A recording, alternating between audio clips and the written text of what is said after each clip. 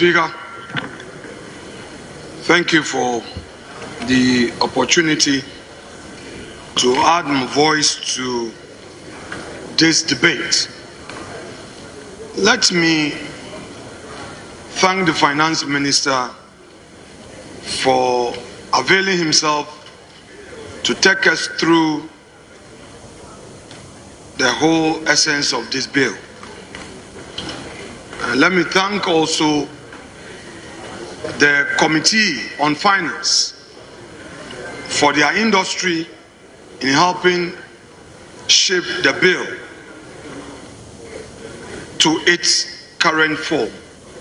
And in fact, the willingness on the part of government side to listen to various concerns that were raised earlier.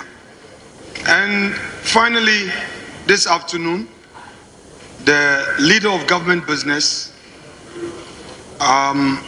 chaired the winnowing committee and navigated through a very complex process of winnowing, where we were able to get to a very good point on the way forward. Not forgetting the Minister for Lands and Natural Resources, my respected friend and brother Emmanuel Amakofibua. But Mr. Speaker, I've been sad today because of issues of inefficiencies in our SOEs that affect the public purse. Dr. Kasiel Atuforsen, as Finance Minister, means well. He wants to ensure that we have sufficient forex to stabilize the city. But we must be careful. We must be careful. Mr. Speaker, if you look at this whole bill, the fact that it is focusing on small-scale mining, if care is not taken, we may end up promoting Galamsey. And that is of grave concern to this side of the House. Mr. Speaker, we also believe that there should be further stakeholder engagement on this bill. Mr. Speaker, already we know all the challenges that the SOEs are facing, the monies that we give to them from the states, and the drain on the public purse. Are we creating another bureaucracy? Couldn't we have conceptualized this and given it to the private sector to still achieve the same purpose?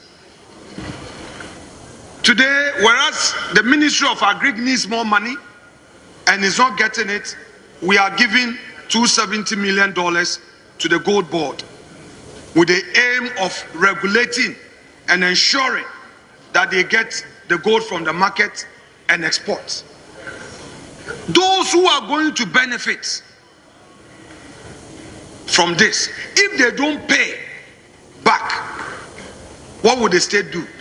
And let's not pretend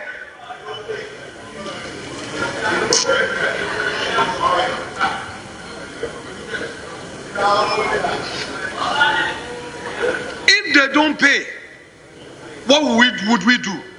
Especially when they camouflage themselves as party activists, then they tie our hands. We must be careful as a nation. Mr. Speaker, I am worried. I am worried. I am worried. The way as a country we invest in some social interventions and ends up becoming a consumption must be of concern to all of us. Can't we allow the private sector to look for the capital to engage in a thing like this, where whilst the state would only be regulating without any investment by the state. Because oftentimes our people, without the necessary orientation, take these as their bona fides that they don't have to pay back. I am concerned. My respected colleague, Dr. Amin Adam, who earlier debated, talked about the governance structure of this board. Very political, institutional representation. What private sector orientation would we get? And it is even sad to hear that this board is not aiming at making profit. So we're going to give them free money, go and buy the gold, trade, and then return the capital. If they need money week on week, they will take money.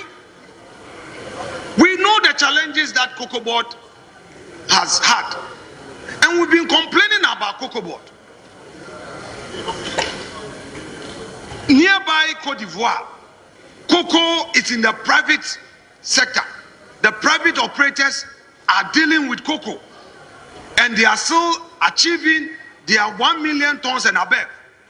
And here in Ghana, we say the state should control even buying inputs. It's the same thing we are repeating in this. We want to create a gold board,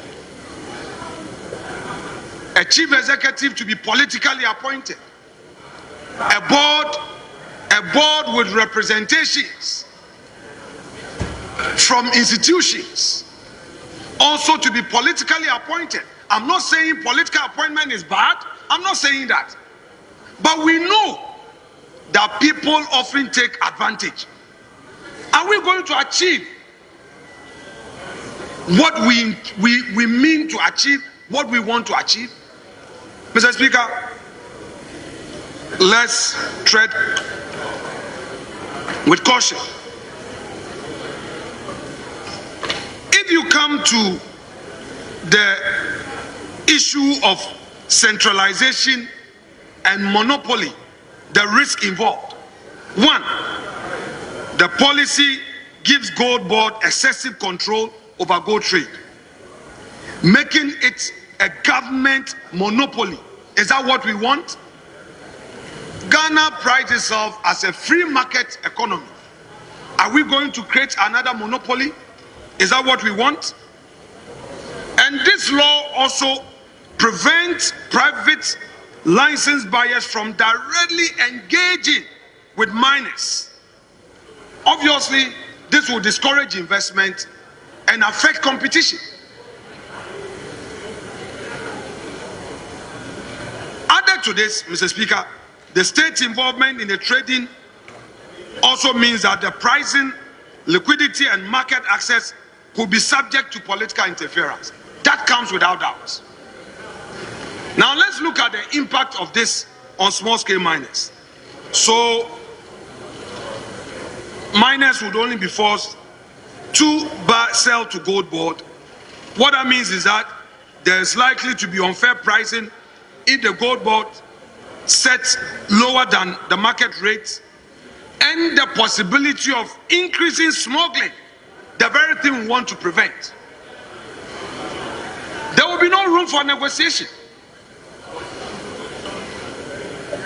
We say that people use illegal means to export gold, but is setting up this bureaucracy an answer to it? Mr. Speaker, we are aware that PMMC has struggled in the past, and now converting it into a gold board without addressing the management inefficiencies could replicate old problems under a new name. PMMC, we know the challenge is there. I am aware that there's a new leadership, there's a new chief executive. But have we addressed the inefficiencies there? Mr. Speaker, let's tread with caution as a nation. The women banking got only 51 million.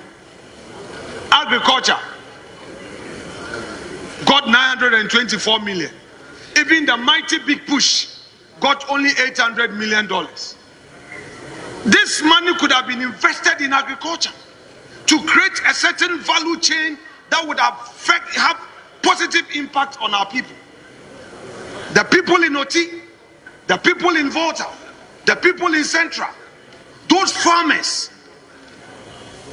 those who are involved in rice farming, we could have invested in agriculture to create a local grow, feed, and benefit. Mr. Speaker, let it be said that we had 10 years, 7 years, nothing was done. It's fine. It's the reason why there's a new government. You also made mistakes in the past, but you are back. You say reset. My duty is to constructively criticize you, but to support you. Mine is not to obstruct you. My being in opposition doesn't mean obstruct. Never, because I've been in government before. I know how hard that seat is. So there may be things you may be doing that because of the power, you may not see anything wrong with it. My job, however guilty I may be, is to point out that can you do it right?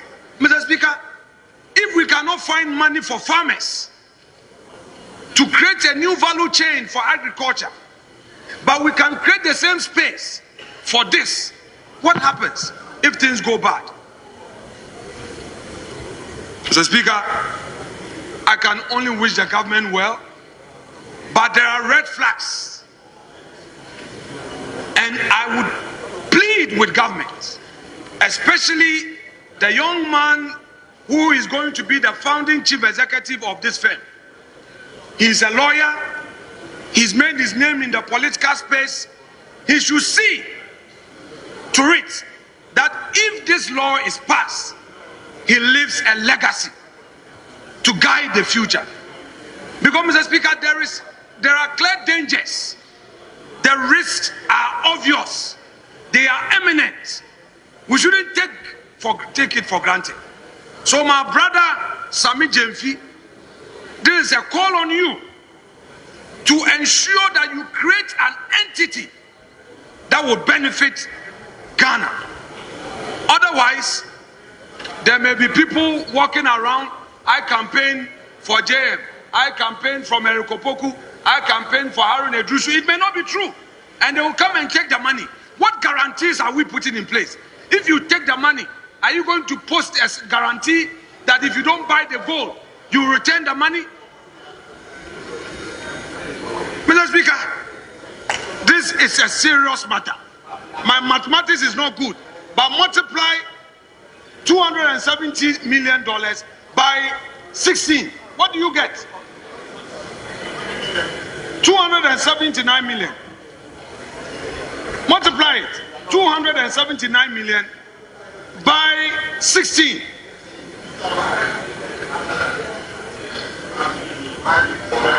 Mr. Speaker, you are looking at 4.6 billion Ghana cedis. We are taking 4.6 billion cedis to give out for the purchase of gold. Whereas we can just invest 2 billion in agriculture and even get more by way of value chain. If we are implementing Nkukon Kitenkiti and implementing it well, with less than 1 billion, we can get more and more people will benefit. If we invest 1 billion in this women banking, more women would have access to credit, to trade, and pay back. Mr. Speaker, we must be careful. This is a huge risk we are taking as a nation. This is a huge risk we are taking as a nation. And to Honorable Ama Kofi Boah, I know how hardworking you are. If K is not taken, your desire to end Galamsey will be a mirage, will become nugatory, will become odious. There will be no achievement in that field. Honorable Osahin Togbi Afenyo Markin, kindly conclude. Very well, Mr. Speaker, I shall conclude for you. Yes. But, Mr. Speaker, I am doing with all the passion in me Because I can see the red flags. I can see the red flags. Our friends mean well, the finance minister means well, the government means well, but the dangers are there. The dangers are there. And I cannot overemphasize the point. Let us tread with caution. I rest my case. Thank you very much. Now, the industry. Before you add your voice, the majority side is being unfair, especially the backbench. Of all the contributions that came from the minority, your leader spoke and said, yeah, yeah. As for us, we don't deserve yeah, yeah. Yes, they have said here for the minority. I remember.